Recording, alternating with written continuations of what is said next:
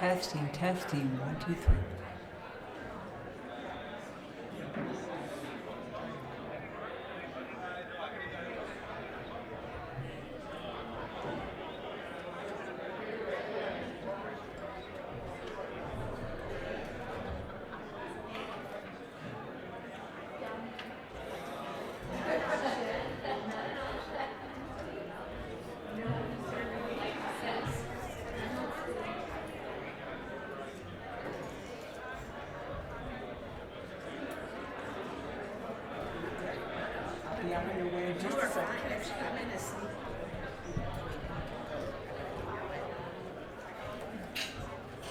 I'm standing, this is for you.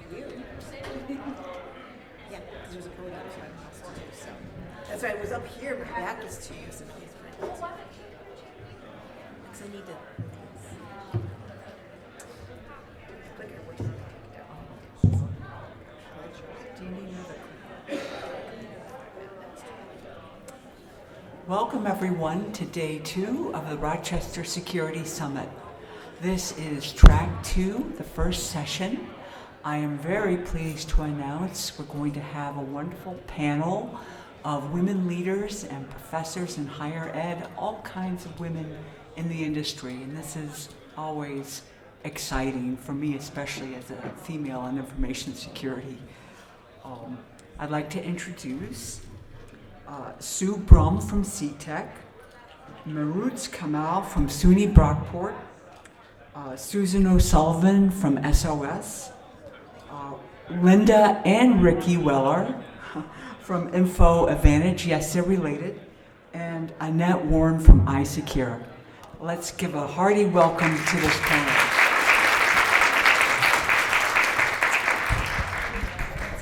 Welcome, everybody. I am Susan O'Sullivan from SOS, and I have the pleasure of moderating this panel of just incredible women here. We were laughing, we were talking. It's amazing that the city of Rochester is really so progressive. It's fantastic to have this many female leaders in IT, owners in your city, so you should be very, very proud of your city. But we're here to talk about leadership opportunities and equity. And really, what is the future of women in IT, and what, frankly, is the future of IT if we don't have women in it? So moving forward, our agenda is going to be pretty basic here. Just a quick welcome. We are doing this in a panel discussion, and there's going to be 4 themes of career path and leadership, barriers and bias, equity and culture change, and then opportunities and growth, which is really what we're hoping for here. And then we're going to do a really quick fire, and then we're going to go to Q&A. Now, please, if you notice, there are QR codes.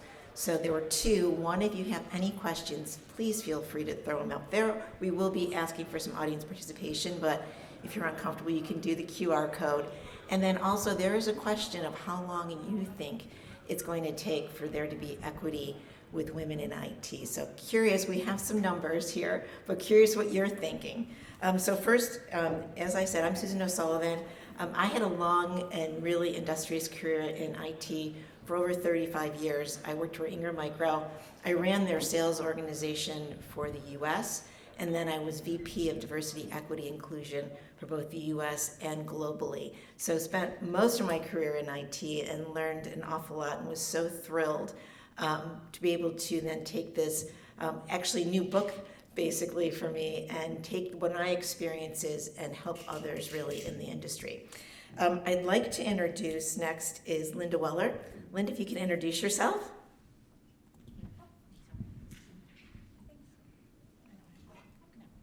Hi, I'm Linda Weller, Info Advantage, locally based here in Rochester, New York. We've been in business 33 years. I hate talking about myself, so yeah. I'm glad to be up here, and thank you so much for being here, because I really appreciate you taking your time with your expertise. Thank you. My pleasure. Perfect. Annette, can you introduce yourself? Sure. Thanks. Annette Warren. I am president of iSecure. We're a cybersecurity only company. Been in business for 15 years, and we really focus on proactive cybersecurity. So, how to mitigate risk. Thank you. Thank you for inviting us. Oh, we're thrilled to have you. Dr. Kamal. Good morning, everyone. I'm Mehruz Kamal, a professor and chair of the Department of Computing Sciences at SUNY Brockport. And I've been a faculty for 17 years and the department chair for the last 6. And I'm extremely passionate about encouraging young girls and women to study technology disciplines. And I'm really excited to be a part of this panel this morning. Well, we're thrilled to have you. And Sue. My name is Sue Brumm. I am co-owner of CE Technologies. We've been in business, next year will be 20 years. We do outsourced IT and cybersecurity for local businesses, primarily in the Rochester, Buffalo, and Syracuse areas. Awesome, thank you so much. Well, we're gonna get moving forward. So we do know, unfortunately, that the tech industry really has been male dominated. And it's not just male dominated in the US, but obviously it's very male dominated in the whole world. And when you think about it, it's already 2025, so we're going into another century, another quarter century. And what are we going to be seeing from 2025 to 2050? So this is a little bit of information as far as where we are now and where we're going. So when you look at it, how many people in the United States, or how many women in the United States actually make up the tech industry? It's 3.7 million, which overall sounds like a decent number, but when you start looking at the percentages, it's only 23%. Not quite the numbers you would be hoping for, considering back in 1984 we were already at 35%. So we really took a huge step backwards in the 2000s, went down to about 9%. So we are at 23% is better, but it's not as good as it was. However, when you look at New York, so New York, again, very progressive state, overall we're at 29% of women in technology. New York City makes sense. They're actually a little above. They're almost at 36%. So they're a little ahead in 1984, but a long way to go. And we start talking about career path and leadership in IT and tech. Here's some of the numbers. So it really is that lack of representation at the higher levels particularly. Only 11.4 in the C-suite. So the fact that you have this panel of owners and chairmen of incredible schools here, you're like the 1% you have up here. And then also when you start looking at racial minorities, it's only 5%. So the numbers don't get any better. And then when you start looking at the C-suite again, here are some of the numbers. So CEOs are 17, VP of IT 15. These are the glass ceilings that we're going to have to break in order to go further in the world, frankly. But I'm going to start having the panelists talk. I think I've spoken enough here. And I'm going to ask each of them because I think this is such an important question. And I'm going to start with you, Sue. What inspired you to pursue a career in IT? So for me, my dad was a teacher, chemistry teacher. And I'm going to try not to date myself too much, but he actually brought home the school's very first computer that they ever got. And I was under 10 years old, brought it was huge. It was probably, yay big. The display was super small. And, but I got a very early taste of what a computer could do, and it basically hooked me. I started taking programming classes in high school. Actually, there was only one offered at the time. It was Pascal. And then I started, my undergraduate and my graduate degrees were all in IT. So I have my father to thank for that. That is awesome. Dr. Kamal? So just like Sue, my journey also started pretty early. I've always been interested in computers and technology since childhood. And in high school, I was given a choice of one of the following electives, either computer science or economics. So it didn't come as a surprise that I chose computer science. And actually, I found it really empowering when I saw what I could really do when I wrote my very first program. Honestly, I was blown away when I wrote my very first Hello World program, just to see how I could get what was in my head into this machine and see it come to life. And I think that's what really inspired me to continue learning more about what computers could do. And that's how I eventually became a software engineer and eventually transitioned into being an academic. That's amazing. I love that story. Hello, world. Annette, how about you? I'm sorry, I didn't realize you had the It mic. doesn't matter. Yeah. So I am, unlike the first two panelists, my husband came home when my daughter was a couple months old in 1995 and said to me that he was starting an internet company, an ISP, and I looked at him like, what is he talking about? And so I had no idea, but that's how I got into actually computers. He started an ISP. We started offering voice over IP, and I learned the business based on like working, talking to customers. And what I realized and what really hooked me in was the fact that as a non-technical person, learning IT and understanding the power of the internet from a non-technical perspective was an important pursuit for customers because there was such a wide range, as there is today, taking a look at cybersecurity and AI, a wide range of what people understand. And I realized there was a place for me in there. I never thought I would be an engineer, and today I'm not, but I think I still can help solve problems. And I love the industry from the fact that, you know, there are people out there that want to focus on their company and their business, and they want a professional person who can focus and help them figure out their problems and where their biggest risks are. I love that. Yeah, as a non-technical, I was not an engineer when I started, but it was so fascinating, and it changed. The industry continues to change so quickly and rapidly that you never get bored. I think that was what really hooked me. I just never got bored because there was always something more to learn. How about you? I started differently than everybody else as well. I didn't know what I wanted to be when I grew up, still really don't. I think possibilities are always out there and changing. My first job was in a mailroom, and I performed so well, the owner of the company said, would you like to learn about computers? And I'm like, sure, I guess. So I started on IBM, System 34, and then 36, and I learned programming. They sent me to school. I went to IBM when it was downtown Rochester, took a bunch of classes. At age 20, he said, once we're moving into a new building, I want you to design the computer room and the IT where everything's going to go. And I'm like, sure. I never thought he would take me up on it, and he did, and it was designed that way. And at the same time, my husband had gone to school and he started programming. Then we started our own business, and then we had kids, and so I focused on the kids, but I was still integral in the business. And then I bought it probably 20 years ago from him. And I think the thing with IT is it's ever changing. You have to be adaptable, but you have to be human. You have to be real when you present yourself. Everyone has the same issues, and you have to be able to relate, and technology is a way to help solve that. And so it's never a one path. And never a dull moment. Never a dull moment. Never a dull moment. That is, well, you have the mic, so why don't you keep it, Linda? I know. I'm going to ask you. So how do you navigate pivotal career transitions, meaning either moving into leadership or you changed industries a little bit, you didn't know what you want to do. How do you navigate those? For me, it was difficult because when I had kids, I would when the kids were school age, I would drop them off at school, run into the office, do what I had to do, and then leave so I could pick them up from school. So for me, it was like, and then in that process, I was taking over the business, and everyone was reporting to my husband, and it was like, no, this is me now, and there are new rules, and I'm sorry that he wasn't detailed oriented, and you do have to do your timesheets.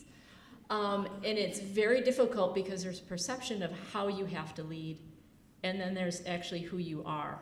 And to me, it was difficult to find that balance. And then you learn to just be, if you're your genuine self, it just works. But if you're pretending to be something you're not, like I'm authoritarian and this, it just doesn't work, and it doesn't come across as genuine, and people know that, and they can sense that. So, if I were to go back and do it again, I wish I would have had more confidence in myself to say, this is how it should be, Oh, I think as women, not only in IT, but in the world, I think we all need to get a little bit more confidence that we can ask for what we want. And then people do work around us and in good ways, so. But I also think that we paved the way, right? Because when you think in technology and how much it's changed, you know, the opportunity to learn the way that we learned back then is not there. Right. So it's more in college, it's more that experience, you know, we got the experience, the hands-on, we were the ones that were making the difference. Yeah. Yeah, I would And agree. raising our family, which is a whole other panel discussion for next year. That's about a whole nother panel. So Annette, while you have the mic, what leadership traits do you believe are actually undervalued in IT, especially in women? Yeah, that's a difficult one. I think it's business, but it's also the emotional side of understanding how to actually talk to customers and fix problems. Because the problem, well, so I'll tell you a story. We had a customer who had an issue, and we were supposed to I would go out with an engineer to actually talk to the customer and resolve the issue. And the customer called up and said, geez, we have all these issues. Can we just do a phone call? And I went up to the engineer and I said, you know, geez, we're not going to be able to meet the customer. You know, we're going to have to do this on the phone.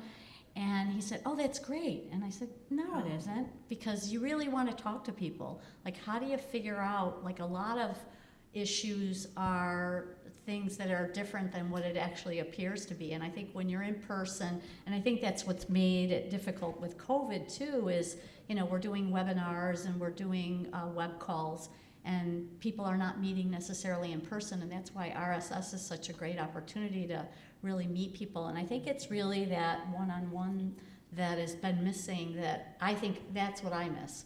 You know, I'm not a person, I like to touch and feel and really be able to communicate, look people in the eye, because I think you could tell a lot more about what the scenario is. So I don't know if that answers the question, but I think it does, and it's a little bit of it's that emotional intelligence. yeah. And I think the other piece is the curiosity, because it is, when you meet somebody in person, you have the curiosity, you ask extra questions because you're there. Now, I think you can still take that curiosity over Zoom or over WebEx or whatever it is, but it's curiosity and the emotional intelligence, I think, as Yeah, well. absolutely. Spot on. All right, Dr. Kamal, what leadership lessons have you drawn from working in both academia and in tech? Great question. Thank you, Susan. So working across both academia and tech, I think I've come to realize that leadership is more about, it's less about, you know, knowing all the answers, having all the right answers, but more about creating environments where we can be curious and where we can collaborate. I mean, in academia, I've learned the value of mentorship and working with students and others and showing them how to go through solving complex problems, and that can be just as powerful as solving the problems yourself. So I feel mentorship and the value of deep inquiry is really important. In the technology world, I learned that oftentimes you have to work with vague requirements and you have to make decisions with imperfect information. But one of the key lessons that I feel bridges both the technology world and academia is the power of listening to diverse voices. So whether it's a student that's challenging a theory, whether it's a junior software engineer that's proposing a new solution, I think a really key important leadership lesson is finding opportunities to allow all of these voices, diverse voices, to be heard. So those are some of the key lessons that I've learned. I think that is so spot on. And I'm going to ask you another question then. What advice would you give your female students when they face maybe some doubts about whether they should stay in tech? Another really great question. So I do get a lot of my female students walking into my office, oftentimes frustrated, oftentimes in tears, because they're just, at some point they really loved, studying computer science or information systems, but they start to have doubts creep in, and when that happens, I try to remind themselves, it's okay, your doubts are valid, right? They don't see a lot of women in the classes that they attend, so I acknowledge that their doubts are valid, but the fact that it's not the whole story. And I remind them as to why they were interested in the field in the first place, and kind of ground them in those original feelings and desires that they've had. And I also remind them that, technology is so much more than programming. It's not just about sitting down and coding. There's so many different flavors of technology out there, whether it's IT project management, whether it's designing web pages, whether it's systems analysis and design. So they don't have to fit the typical stereotype of a coder. And I think those are some of the things that I remind students when they start to have doubts. I think that's wonderful. And Annette, I'm going to ask you the same question. So from a business owner, what advice would you give women who may be questioning whether they should, students, if they should stay in tech, and probably women in general? Yeah, it's interesting because I have spoken to college students. We actually go out to high schools and talk to elementary students who are interested. And I guess it's really what you're talking about is understanding the range of things that are available to do. It's not about, and I hear the same thing about programming. It's just programming. Cybersecurity, technology can be all sorts of things. If you take a look out in the RSS, footprint, there's a ton of vendors out there. You can work for a manufacturer. You can work for, an ISP. You can work for an MSP, an MSSP. So it really, opening the eyes to young people to understand that there's a lot of different opportunities. I think it's opposite of what I grew up in.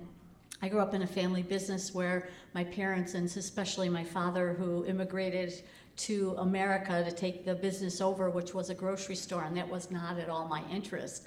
But what is interesting, and there were certain jobs that were specific to, during my era that women would follow. And now today there's just so many options. I think it's difficult to kind of determine that.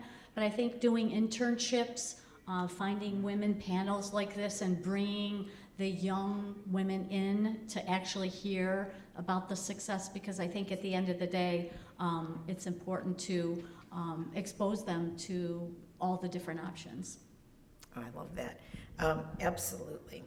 And also, the other piece to that is in every one of your companies, there's how many different roles. So if you do like marketing, there is marketing in tech. And if there is accounting in tech, I think it's so important to not narrow it out, because tech is everywhere and it's going to only continue to get bigger. So learn something, and don't be afraid when you see maybe a company, they're like, oh, they're tech, I'm not going to get involved. Get involved. That's how I got involved. That's how I got into sales. So well, totally you have to agree. think about, too, that technology is the base of every company today. Absolutely. So Davina does marketing for our company, and she came from, an elementary school in Webster, and she's had to learn the business. But, I mean, at the end of the day, everything touches technology. It's the base of every company. And so, really, it's endless. Absolutely, 100%. All right, we're going to go into right now the barriers and biases that are happening. And we all know there's challenges, not only in tech,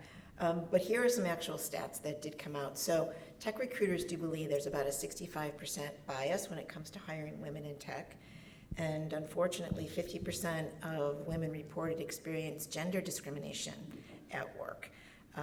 5 out of 10 women leave their tech jobs by age 35. And I can tell you, that's spot on for me. When I had my second son, I was 36 and I was ready to leave. And thank goodness that we had the foresight to just ask that extra question, like, can we job share? And we did, we were able to. And so that allowed us to keep our foot in the door, which then allowed us to then be able to, when we got back into our 9 to 5s instead of the 3 days a week, we were able then to continue our careers. Like literally there was no blip in the radar, which was so incredibly important. So that number I do believe is very fair. And then unfortunately, we leave the industry at a much higher rate. And maybe that's part of my story as well. Like I just couldn't see a way out. And I asked for some flexibility and it did happen.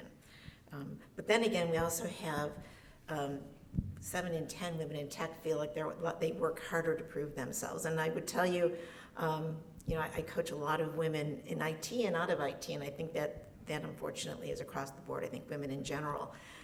feel they have to work harder to prove themselves because of their gender. So it's that bro culture. I was talking to Giselle when she walked in about the bro, there she is, about the bro culture, and she's not experiencing, which really warmed my heart. And so I hopefully that we're creating more of the cultures without that bro culture and just maybe an inclusive culture.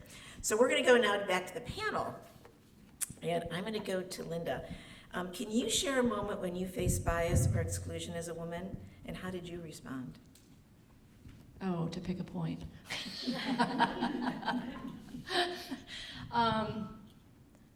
I'm going to go back to one of the first times when I went to a conference. You know, you face biases every day. I face it in my own company when I took over. But I went to a conference and I'm like, I own a business. I own an IT business. I know what I'm talking about.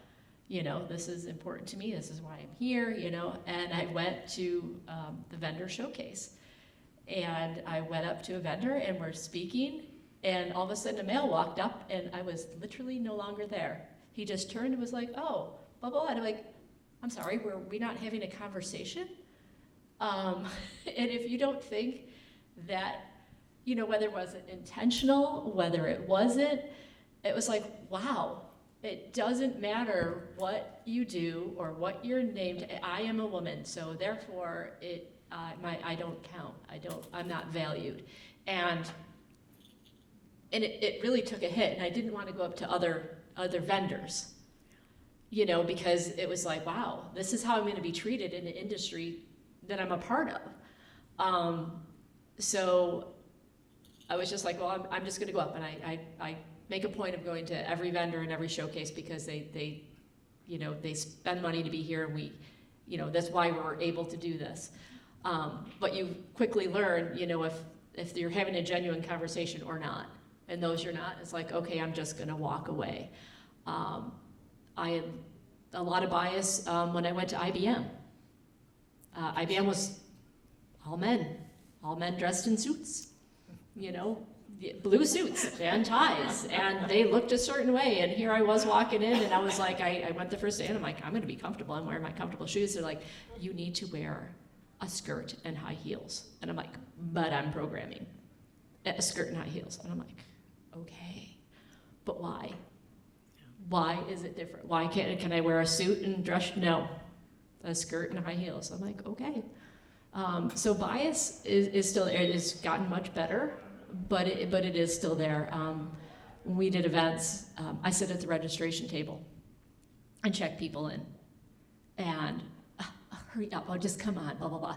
And then I go out on the floor and I have my name tag and they're like, oh, I didn't know you owned the company. I'm like, okay, so why are you treating me different sitting at a registration table than me walking around on the floor? So it's not just a bias of technology, it's just a general, I don't know if that really answered the question, but those are two moments that really like stick out. Treat everyone equally. It doesn't matter what your job is. It really doesn't. And I instilled that in my kids, whether you're the janitor or the principal, it doesn't matter. And the funny thing is, luckily I found out my kids treated the janitor nice because one night my son forgot his homework, and at 10:30 we drove up to the high school and we're knocking on the door, and the janitor comes. She's like, Michael, oh, come on in. What did you forget? He goes, my homework. And he's like, what classroom? And she walked up, unlocked the classroom, and left. I'm like, wow, it actually resonated. Amazing. The impact you have on people, you just don't know. So just try to be kind. I love that. Try to be kind to everybody. I think that's a great message. Susan, we haven't forgot about you, Sue, I promise. So what structural barriers still exist for women in tech, and how do you think we dismantle them? I saved the real hard one for you. Well, unfortunately, I do believe there's still gender bias out there. I think there's, it's unequal as far as in some career paths, the progression. I think there's some unfair cultural bias as well when it comes to like work-life balance and dealing with family issues. And so, for us, I can tell you, it's been hard trying to find women in tech. We're actively looking to hire women in tech. And so our traditional methods of how we've been hiring, we're kind of trying to cast a wider net now to look for more women. And I think you break down some of those barriers where you just have more women in the workplace. And so we're doing things, we're doing internships now. We actually have a wonderful intern from U of R, and how we got her this semester was that last semester we had another intern, and she was participating in the Women in Tech. They have a club at U of R, Women in Tech, and she actually recommended our company to that group. And so we actually had our intern now actually came to us asking to do an internship with us. So that was pretty amazing. That's gold standard, my friend. That's beautiful. And so, but we're also doing things like, people don't know about Shift 2. Shift 2 is a local nonprofit. They're amazing. They take computers from big corporations that they're done with them.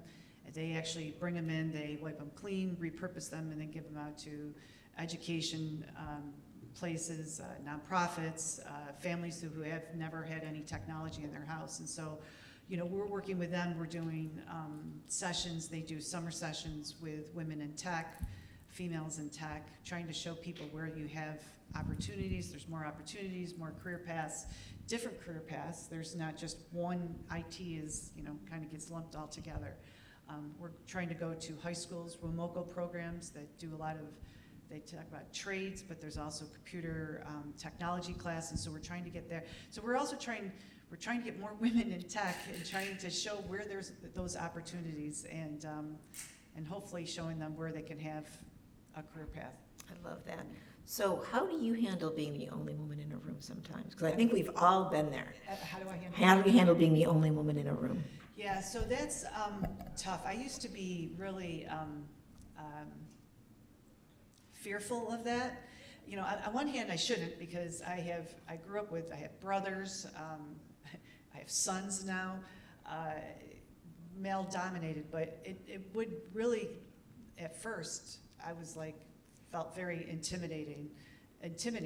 And somebody said to me, "You have earned the right to talk to these people. What are you doing?" And I'm like, and it finally dawned on me one day that, yeah, I have earned the right. Like, I have this expertise. Why am I feeling like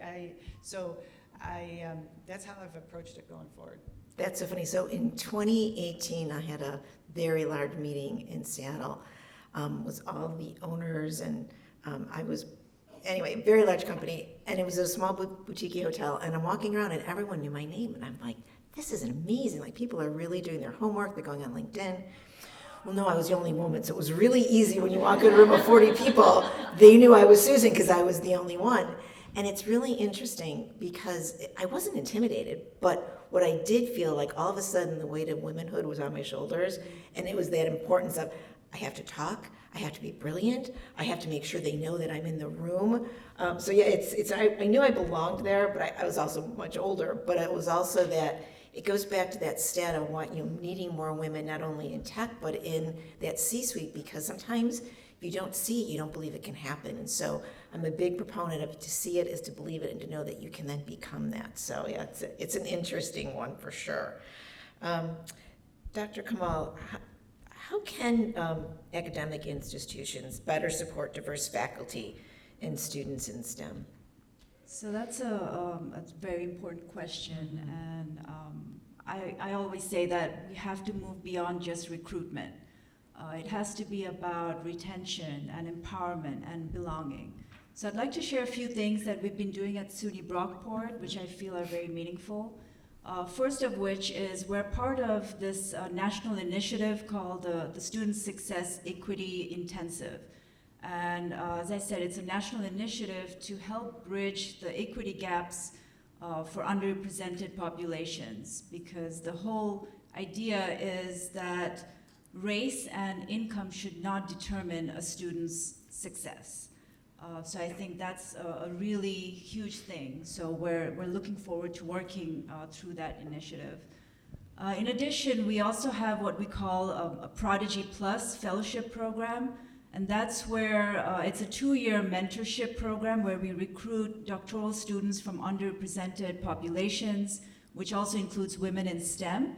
And we bring them to campus and we provide mentorship, both in terms of guidance with teaching as well as scholarship, and help prepare them for full-time faculty jobs once they finish their PhDs. Our campus also has an office of EDI, and they host various trainings and programs to create more of an inclusive environment. But honestly, I feel that for academic institutes, it really comes down to how well we're listening to all of these diverse voices and creating these spaces for faculty and students to share their experiences. And not only just sharing, we have to listen and then we have to act on what we hear. Because unless we act on what we hear, we're not going to be able to move the needle and we're not going to be able to transform. So I think that's really important. I couldn't agree with you that more. That's spot on again. So we're going to take that question, we're going to move into the equity and culture change. And so I think the most common cultural issues faced by women in tech, and again, this is according to the Women in Tech survey, but again, reviewing this, I was thinking this is really, I think we've all in this room, if you're a woman, have had this happen to you. 64% have been spoken over in a meeting, and I think everyone will know that feeling. 19% felt pigeonholed by a stereotype. Again, that, hey, can you take notes? It happens, still does happen, unfortunately. And 11% have been asked to supply food for the meeting. And so I think, unfortunately, I know all 3 of those things have happened to me in my career. It got to the point I just told people I didn't know how to make coffee. It just was the easiest way. I don't drink it. Back then I don't know how to make it. It really did work. But beyond that, we have to go into that gender pay gap, because that is another big issue here. And this is a big number. When you start thinking about doing the same work and not getting equal pay, but when you start looking at the gap of $24,000, that's a ginormous gap that we're really going to have to change.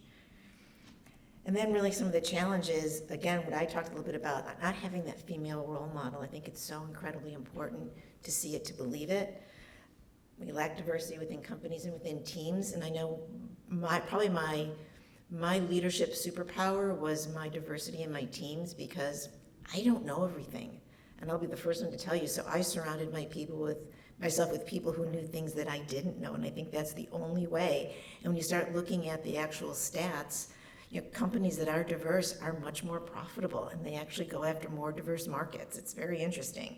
Other challenges women face, we're not taken seriously at times. We lack that defined career advancement unless you're asking for it. You really have to be very much an advocate for yourself in order to get that. Talked a little bit about that glass ceiling, and again, sexism in the workplace. And so we asked you a question when you came in about how long you thought it was going to take. And this came from the survey of, again, the Women in Tech 2024 survey. So when I was reading this earlier, I thought, wow, this is pretty optimistic. And Ricky, what did the poll come from this room? This is the poll that was from the tech survey. So these were the answers from the tech survey. As you can see, it was kind of pretty even. A lot of people thought 6 to 10 years. When we asked you guys in this room, I'll be honest, I thought it was going to be similar, but you guys kind of understand. So 60% of you said it's never going to, the gender gap will never close, and 30% said more than 25 years. So you guys, I think, understand, if you want to go to the next slide, how long it's actually going to take to close the gender gap. It's much longer, but only 95 years in North America. So. Yeah. So hey, we're less than 100 here, right? Yeah. Good job. Yeah, so we've got some work to do, but these are going to be a little bit more tougher questions. And Annette, I want to start with you. Oh, sorry about that. Let me go back up. We're going to leave it. How do we go beyond diversity hiring to build inclusive and equitable workplaces? Can you ask that again? Sure. Sorry. No. How? I know these are the hard ones. It's actually scary. Yeah, exactly. How do we go beyond diversity hiring to build inclusive and equitable workplaces? It's kind of a difficult question for me, and I think listening to the panelists who are owners and women and mothers and hearing their stories that are very similar to mine, I think, and then having 3 daughters who experience very similar things that we're talking about, and the change, I always thought, you know, when I had my daughters, I'm thinking to myself, geez, it's gonna change by the time they get to the workplace. And I have my oldest daughter's in healthcare, and to hear, and she's actually a doctor, and for her to walk into a room and hear, you know, that they think that she's the nurse when she's the doctor. And I have a daughter who's in the military, who's a captain, and just to hear some of the stories, I honestly don't know what it's gonna change. I think we just as women have to teach, and I think one of the things, I think I was a wonderful mother, actually, but the one thing that I didn't teach my daughters is to just like be bolder and not be afraid to just be that voice in the room. You know, you teach your kids to be respectful, and I think the training that, and this is just what I know, I taught my daughters to be respectful and, you know, wait your turn and all the sort of things to be a good person. And I think from a woman's perspective, that may be looked upon as being less, or maybe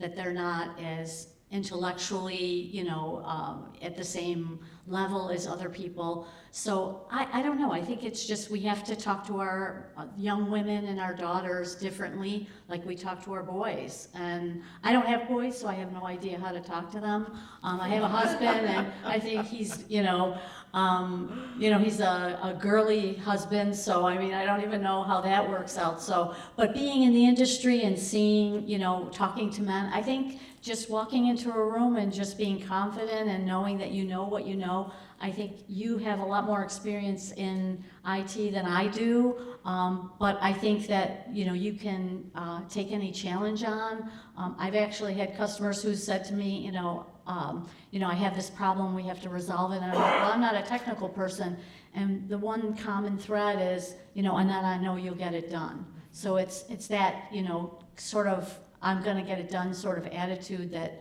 no challenges are going to be too overwhelming. And I think we have to teach young women that same thing and talk to them the same way. I try to hire as many young women as possible. I have this one young woman who is from India who works for us, and and there were 2 of them. There was a young man and a young woman. And I saw how he just kind of would elevate himself, speak in meetings, and now that he actually has moved on to another position, I've seen her bloom into something different, and wondering why she wouldn't take, you know, that step and speak up during meetings when she knew the answer and probably knew it better than he did. And I think it's out of respect, right? And sometimes that's perceived as something. And I don't know if that necessarily answers that diversity question, but I think, you know, coming from another country too, you know, that's a piece of it. So I think we just have to encourage our young women to do the things that they want to do and to tell them that they can, and to be bold. And I think one big thing that I try to do with my daughters, and you know, as they're growing up, they're like, Mom, you don't know what you're talking about. Now they're in their 20s and one is in her 30s. They call me up all the time, okay, Mom, what should I do with this and this? So I think it's really talking to them and letting them know they can do it, you know, anything. Yeah, I would agree with that. I'd also say it's also incumbent upon us to make sure we're asking, if you maybe say before the meeting, I'm going to ask you, I think I'm going to make sure you chime in. I think we have to really help women who aren't at the table get to the table. I think we need to make sure we're bringing chairs over for them. And I think it's also really important to ask their opinions and to bring them in, because you're right, there's so much culturally that holds people back, or just how they were raised, or confidence. And if we're not bringing them and helping them elevate, then they're never going to. It's going to be a lot harder. So I would agree with everything you said. Linda, what do you think what are the most impactful things allies and leaders can do to support women? I want to answer some of the diversity one first. Sure, absolutely. I have spoken on a few panels. Biggest panel was in front of 400 people. This is the first time I've seen so many women. So thank you. Thank you for being here. We're not going to solve diversity overnight. We can't, because there's not enough people in the workplace. I think it starts with high school and maybe middle school, and exposing students to career paths other than the typical, or no career path, actually, because you go through, you have to take your English and your math and your science, but you don't know a career path. So exposing our youth to what is available in the job force is going to help. We have tried numerous times to find women. We've had a few women techs over the years, but you find one, they're good, they're gone, because a bigger company will snatch them up and they can pay them more. I'm gonna, throw Ricky out here. We hired her as our marketing person, and we had an outsized sales consultant. He's like, well, I could do that. I'm like, wait a minute. Ricky has value. She has written books. She has done this. She is a journalist. Do not, because she's a marketing person, devalue her contribution and her life history. And it's just so easy to see a title and not take the value. We all have history. We all have paths. Each of us are having our own struggles and our own and I don't know all of your history. You don't know all mine.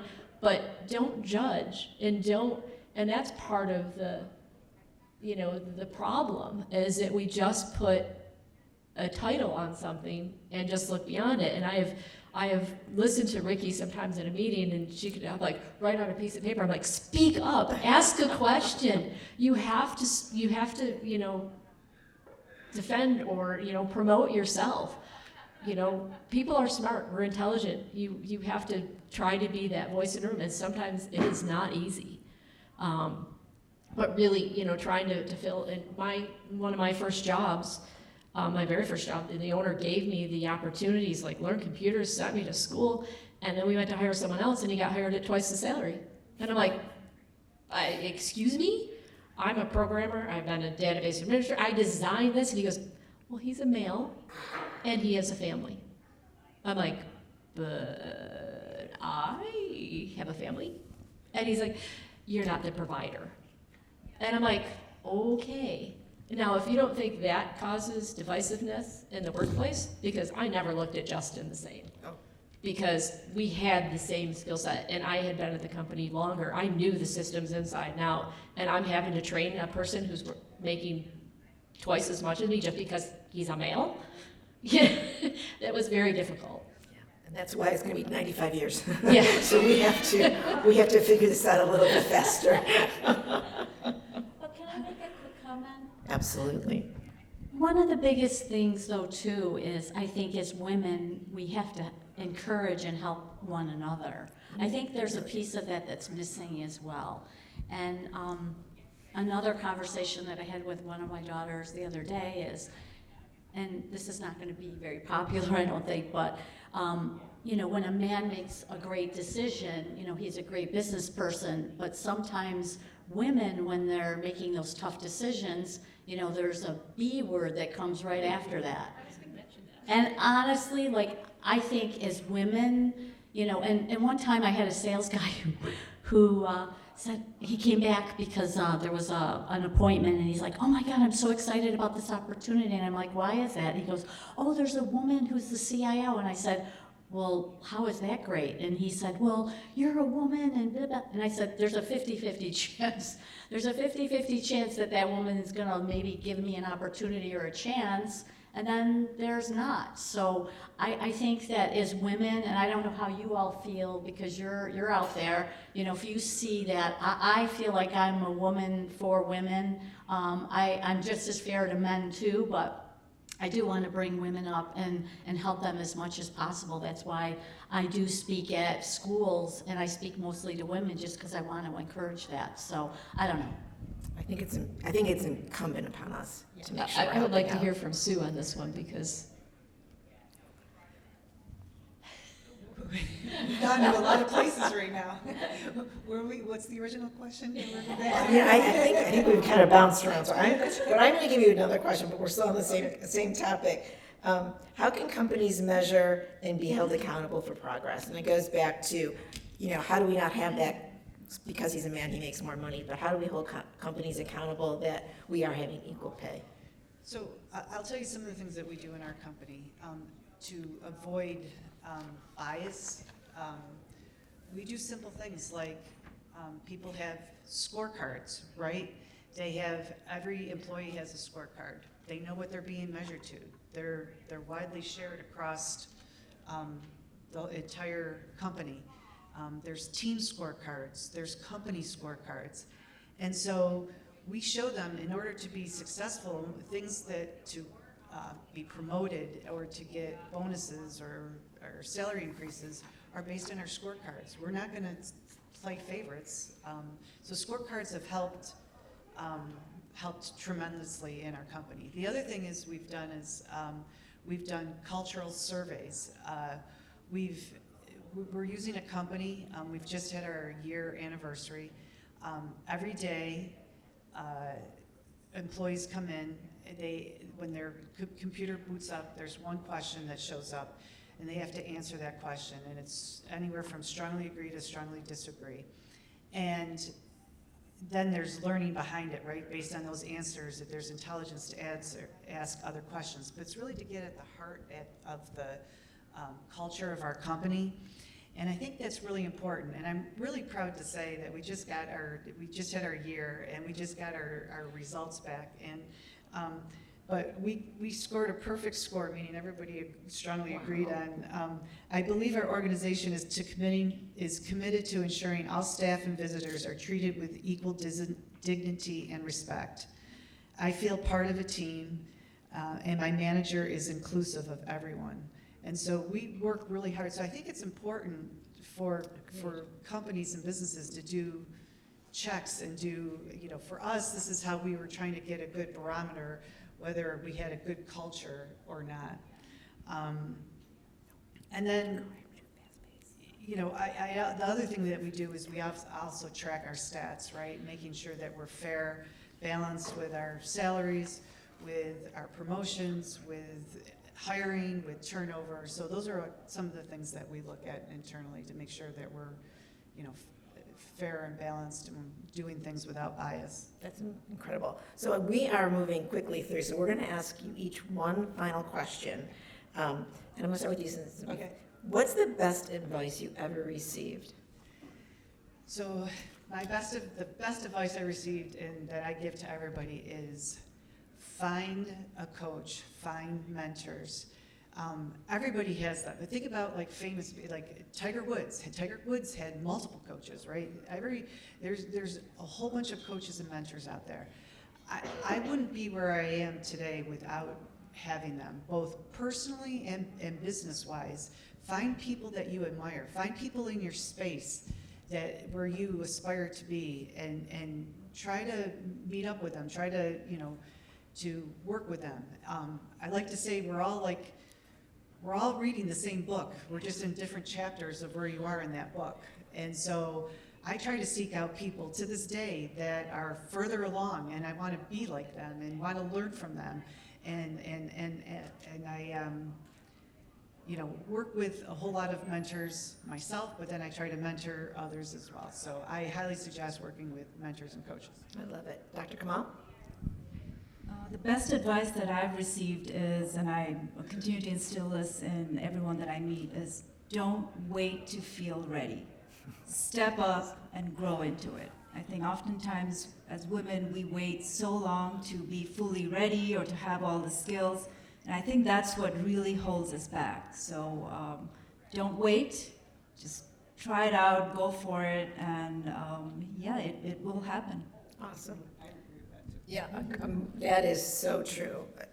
Annette? No, I'm sorry. Yeah. Linda, you're the mic. I guess the best, is to be genuine and be yourself. And we've talked about diversity and all that, but find your champions, find those mentors.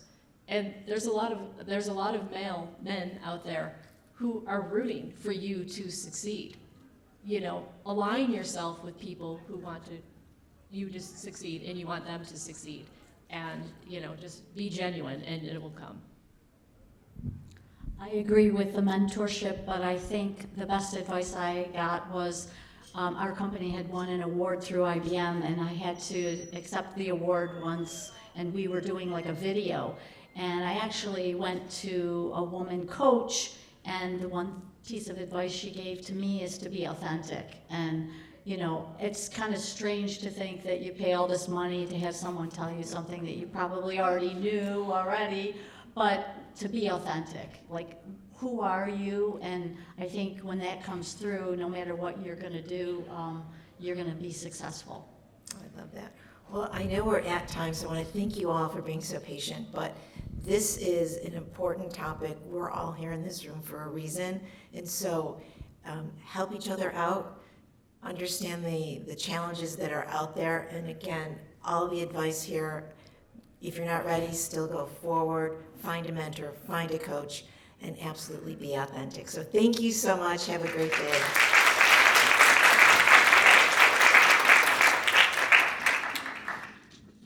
Folks, please fill out the surveys that are, you scan them on your badge, you can fill out the surveys for each of your presentations.